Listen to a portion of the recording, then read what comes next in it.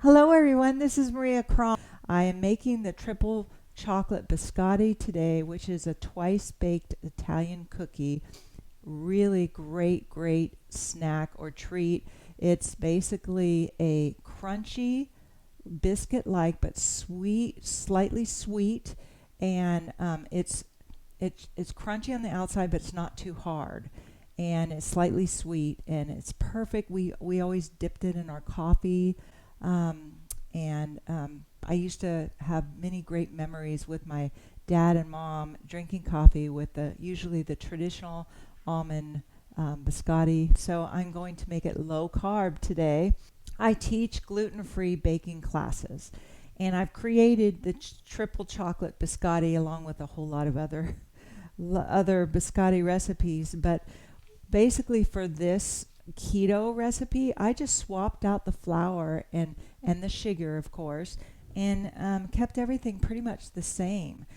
The only thing that you have to be careful with, because I've done this before, is if you're copying a gluten-free recipe, just don't add in extra xanthan gum or psyllium husk. That's kind of like the glue that holds things together. But if you add too much of those ingredients, you'll get slimy or stretchy, and it'll ruin your baked good.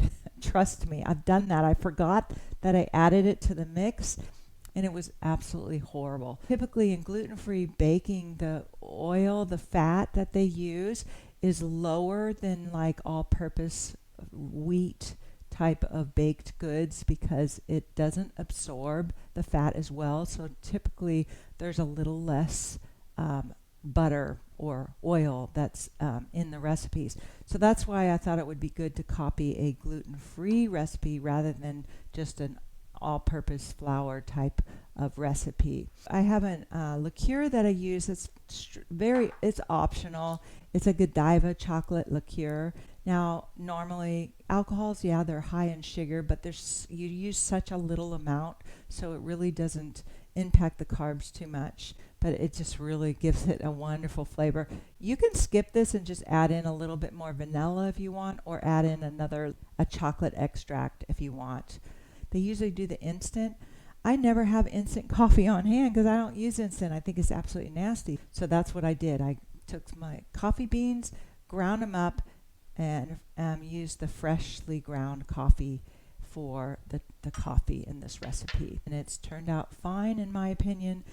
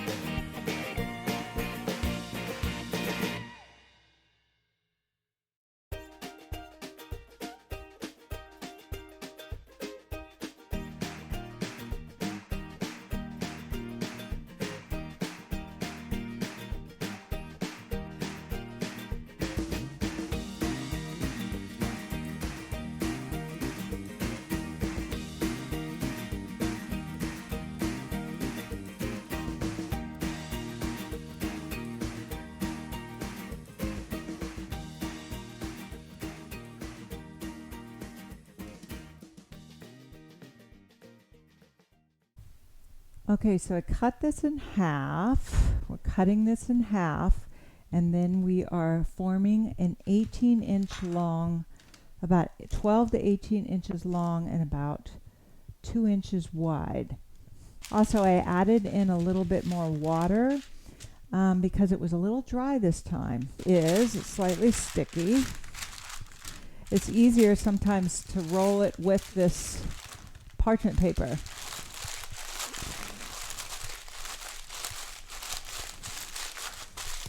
Kind of like you did with Play-Doh when you were little.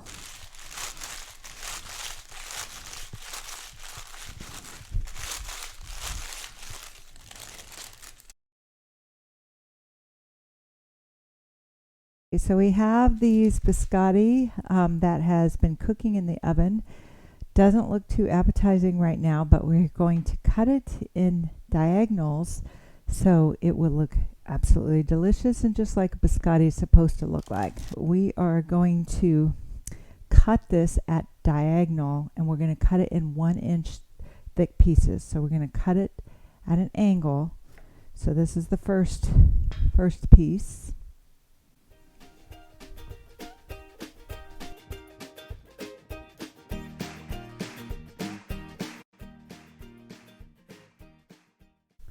So once you cut them, you're going to be putting them on this rack, and we're going to be cooking them again. We're going to cook it for about 12 to 15 minutes, depending on your oven. You don't want to overcook this, but you want it to be like a crunch on the outside, crisp on the outside. So there we go. I'm going to put this back on this cookie sheet. Okay. So I'm putting it on this rack so that the air goes through it and it cooks it all around it. So we have taken them out of the oven and we have let them cool.